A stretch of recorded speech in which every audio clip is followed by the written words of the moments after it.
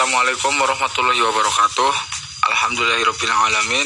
Pada kesempatan hari ini saya akan mereview tugas ulangan akhir semester pengantar ilmu sejarah dengan dosen pengampu Hasan Maftuh MA.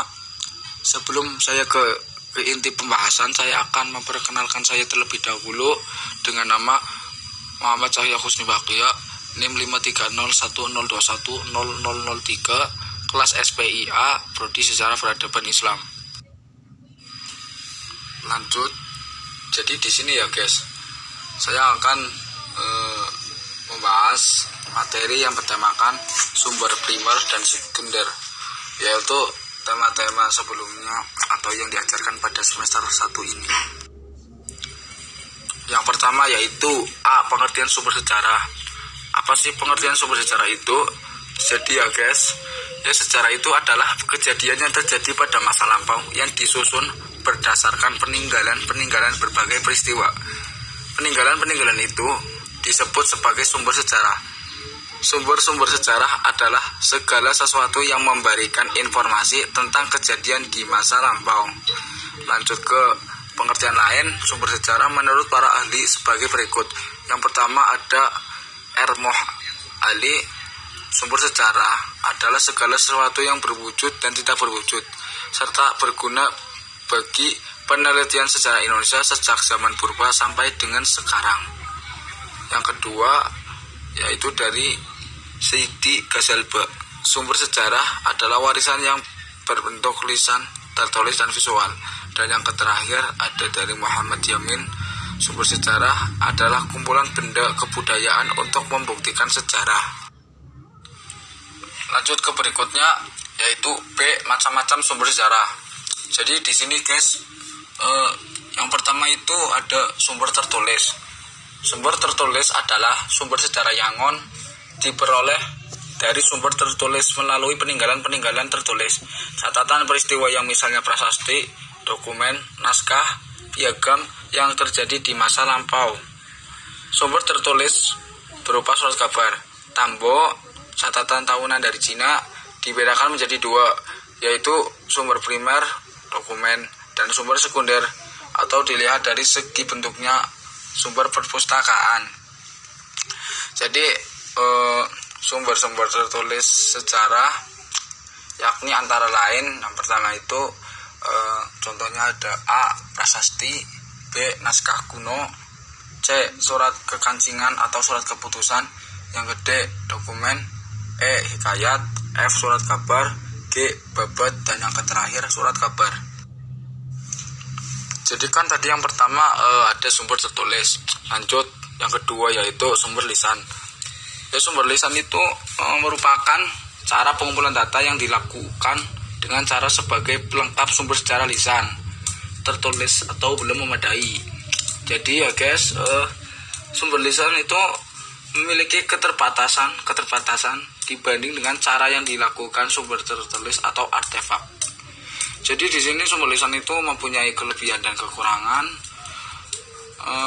Terus kelebihan dari penelitian secara lisan yang pertama yaitu A. Pengumpulan data dapat dilakukan dengan adanya komunikasi dari dua arah antara peneliti dengan tokoh, sehingga jika ada hal yang kurang jelas bisa langsung ditanyakan pada narasumber. Dan yang B. Penulisan sejarah menjadi lebih demokratis atau terbuka karena memungkinkan sejarawan untuk mencari informasi dari semua golongan masyarakat, baik rakyat biasa sampai pejabat. Dan yang C. Melengkapi kekurangan data atau informasi yang belum termuat dalam sumber tertulis atau dokumen. Lanjut yaitu kekurangan dari penelitian secara lisan. Yang pertama ada A. Keterbatasan daya ingat seorang pelaku atau saksi sejarah terhadap suatu peristiwa. Yang B. Memiliki subjektivitas yang tinggi dikarenakan sudut pandang yang berbeda dari masing-masing pelaku dan saksi terhadap sebuah peristiwa, sehingga mereka akan cenderung memperbesar peranannya dan menutupi kekurangannya. Tadi kan ada sumber lisan dan sumber tertulis.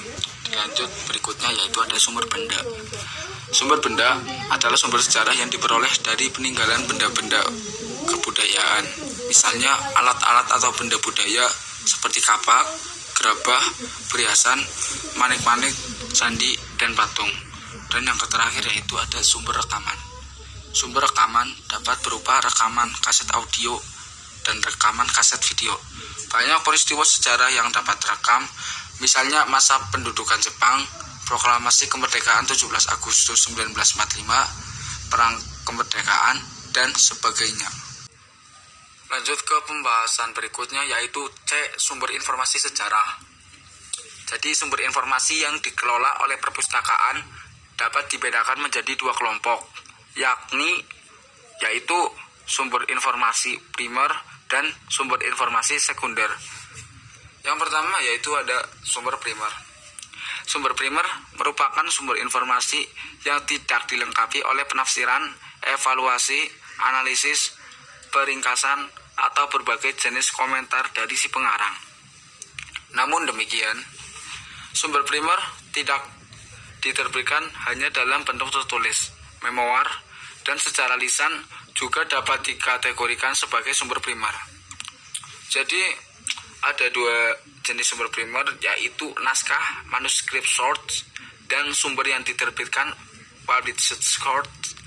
Manuskrip source merupakan rekaman informasi yang masih asli, dapat berupa artefak ataupun naskah yang belum dipublikasikan. Sumber informasi yang kedua yaitu sumber informasi sekunder. Secara garis besar, sumber sekunder dapat dipahami sebagai sumber informasi yang menyajikan penafsiran, analisis, penjelasan, ulasan dari pengarang terhadap topik tertentu. Sumber sekunder bisa juga berupa analisis atau paparan yang mengambil sumber primer sebagai objek pembahasannya. Sehingga dapat dikatakan bahwa sumber sekunder merupakan reproduksi dari sumber primer. Seringkali sumber sekunder ditulis atau direkam bertahun-tahun setelah suatu peristiwa bersejarah terjadi. Baik, mungkin itu saja yang dapat saya sampaikan dari pembahasan kali ini, yaitu tugas UAS Mengantar Ilmu Sejarah. Apabila ada kesalahan tutur kata yang kurang berkenan di hati Anda, mohon dimaafkan. Sekian, terima kasih. Wabillahi taufiq wal hidayah. Wassalamualaikum warahmatullahi wabarakatuh.